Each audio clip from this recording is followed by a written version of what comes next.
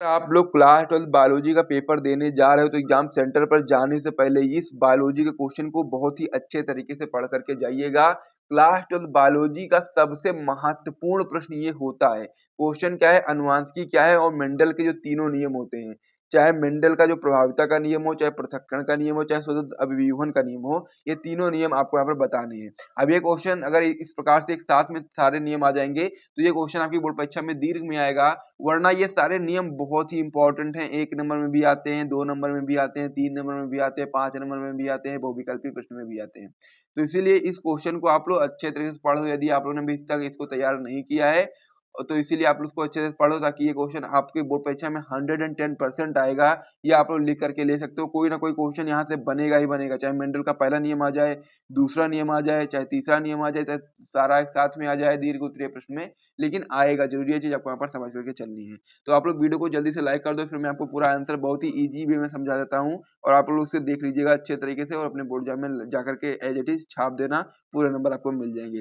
सबसे पहला क्वेश्चन क्या है, अनुवांशिकी क्या है। तो अनुवांशिकी के बारे में आप बताओगे, 1 नंबर में क्वेश्चन अलग से आ सकता है कि अनुवांशिकी क्या है। तो इसमें आप बताओगे कि अनुवांशिकीय विज्ञान की वह शाखा है जिसमें वंशानुगति एवं विभिन्नताओं का अध्ययन होता है। सिंपल सी परिभाषा है कि जो अनुवांशिकी है वो अनुवांशिकीय विज्ञान की वह शाखा है जिसमें वंशागति एवं विभिन्नताओं का अध्ययन होता है। सभी लोग इसको याद कर लीजिए।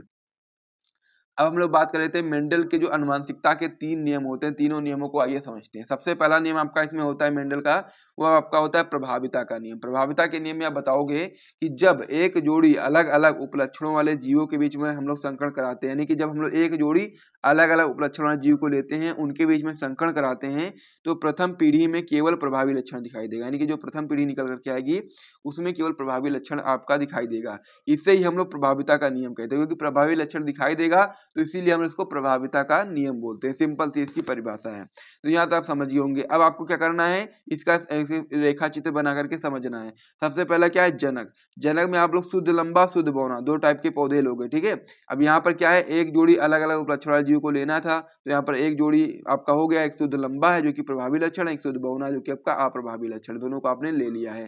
शुद्ध लंबा के लिए आप लोग कैपिटल टी लिखोगे, मतलब कि शुद्ध बहुना के लिए आप लोग स्मॉल टी लिखोगे। युग्मक यहाँ से बनेगा, यहाँ से बनेगा कैपिटल टी, यहाँ से बनेगा स्मॉल टी, और जब दोनों आपस में मिलेंगे तो आपका प्रथम जनरेशन जो होगी, फर्स्ट जनरेशन, उसमें कैपिटल टी स्मॉल टी वाले पौधा बनेगा। यानी कि 100% संकर लंबे पौधे प्राप्त होंगे। यानी कि जो पौधा प्राप्त होगा उसमें प्रभावी लक्षण दिखाई देगा, ठीक है। अप्रभावी लक्षण छुप जाएगा, प्रभावी लक्षण दिखाई देगा। इसीलिए हम लोग यहाँ पर बताएंगे कि 100% संकर लंबे पौधे प्राप्त होंगे। यानी कि शुद्ध लंबे तो नहीं, लेकिन संकर लंबे पौधे प्राप्त होंगे, लेकिन उसमें जो गुण दिखाई देगा वो शुद्ध लंबे पौधे का, यानी कि प्रभावी लक्षण का दिखाई देगा। तो इस प्रकार से मेंडल के नियम का जो प्रथम नियम था, मेंडल का जो प्रभाविता का, मतलब कि मेंडल के जो आनुवंशिकता के जो 3 नियम थे, उनमें से पहला नियम कंप्लीट हो गया, दूसरे नियम की ओर बढ़ जाते हैं।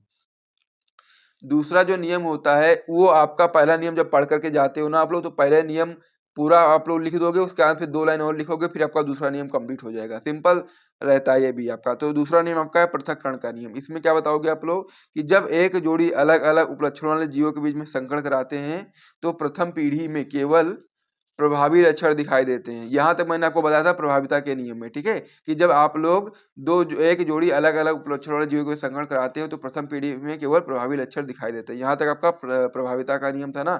उसके आगे आपको थोड़ा सा लिखना है कि लेकिन दूसरी पीढ़ी में प्रभावी और अप्रभावी दोनों लक्षण एक निश्चित अनुपात में अलग हो जाते हैं। इसे हम लोग पृथक्करण का नियम कहते हैं। तो ये क्या था पूरा, मैंने आपको बताया कि जब आप लोग एक जोड़ी अलग अलग उपलक्षण वाले जीवों के बीच में संकरण कराओगे तो प्रथम पीढ़ी में केवल प्रभावी लक्षण दिखाई देगा, जिसको प्रभाविता का नियम बोलते हो। लेकिन जो दूसरी पीढ़ी आती है उसमें प्रभावी और अप्रभावी दोनों लक्षण एक निश्चित अनुपात में अलग हो जाएंगे, तो इसको हम लोग पृथक्करण का नियम बोलते हैं। इसमें आप भी इसी प्रकार से समझ सकते हो। जनक लोगे आप लोग यहाँ पर, पहला क्या है, शुद्ध लंबा शुद्ध बौना। शुद्ध लंबा में कैपिटल टी, शुद्ध बौना में स्मॉल टी, यहाँ से आपका युग्मक बनेगा कैपिटल टी, यहाँ से स्मॉल टी, दोनों मिलेंगे तो प्रथम जनरेशन में आपका प्रभावी लक्षण दिखाई देगा, यानी कि 100% संकर लंबे पौधे प्राप्त होंगे।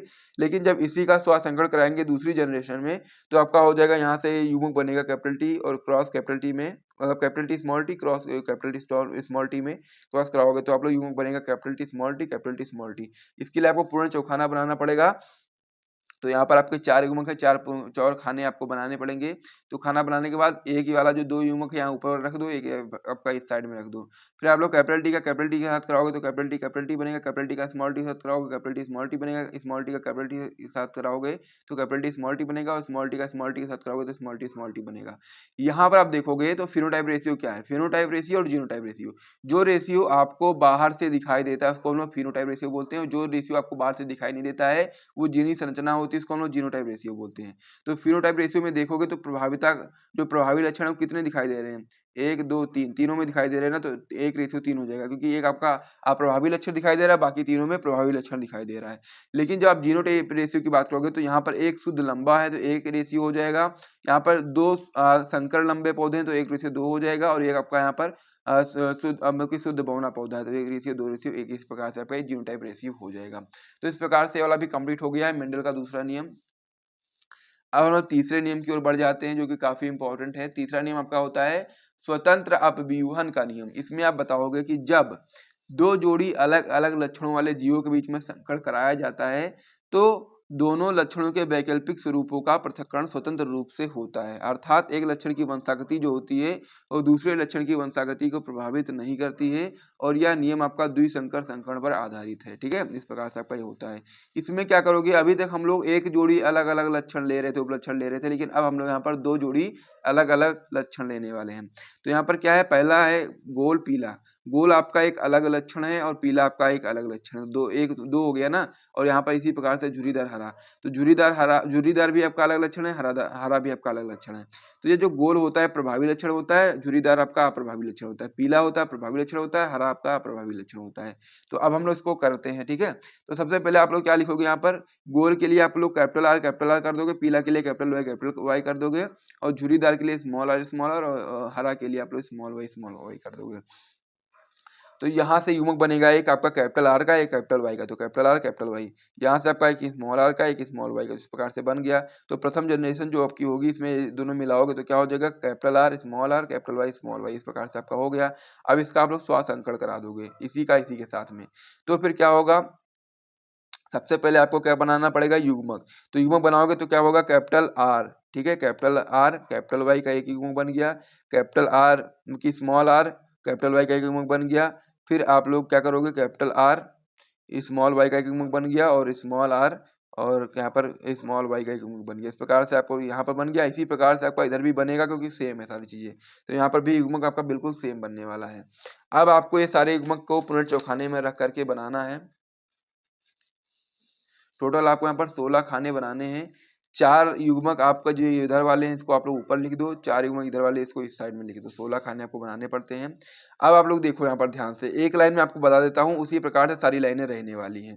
पहली लाइन क्या है, कैपिटल आर कैपिटल वाई को जब आप लोग कैपिटल आर मतलब कैपिटल वाई को कैपिटल वाई से कराओगे तो क्या होगा, कैपिटल वाई, यहाँ पर भी कैपिटल आर है, यहाँ पर भी कैपिटल आर, तो क्या हो जाएगा, कैपिटल वाई, इस प्रकार से हो गया।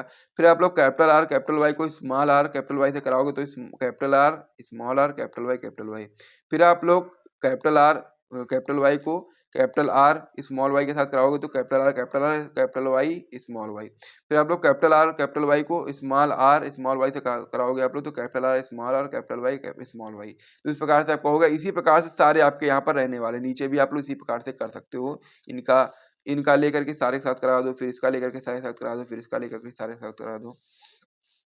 इसका जो फिनोटाइप रेशियो होता है आपका होता है 9:3:3:1। जीनोटाइप रेशियो होता है 1:2:2:1, 2:4, 4:2, 2:1, 1:2, 2:1। इस प्रकार से आपका फिनोटाइप और जीनोटाइप रेशियो रहता है। इसे याद भी कर लीजिएगा, वो विकल्प में भी बन सकता है। तो इस प्रकार से वाला जो नियम था पूरा कंप्लीट हो गया है। अनुवांशिकता के जो 3 नियम थे मेंडल ने जो प्रतिपादित किए हैं वो सारे मैंने आपको बता दिए हैं। तो यदि आपको यहाँ से वीडियो पसंद आए तो वीडियो को लाइक करिए, चैनल सब्सक्राइब करिएगा। मिलते हैं वीडियो में, तब तक के लिए जय हिंद।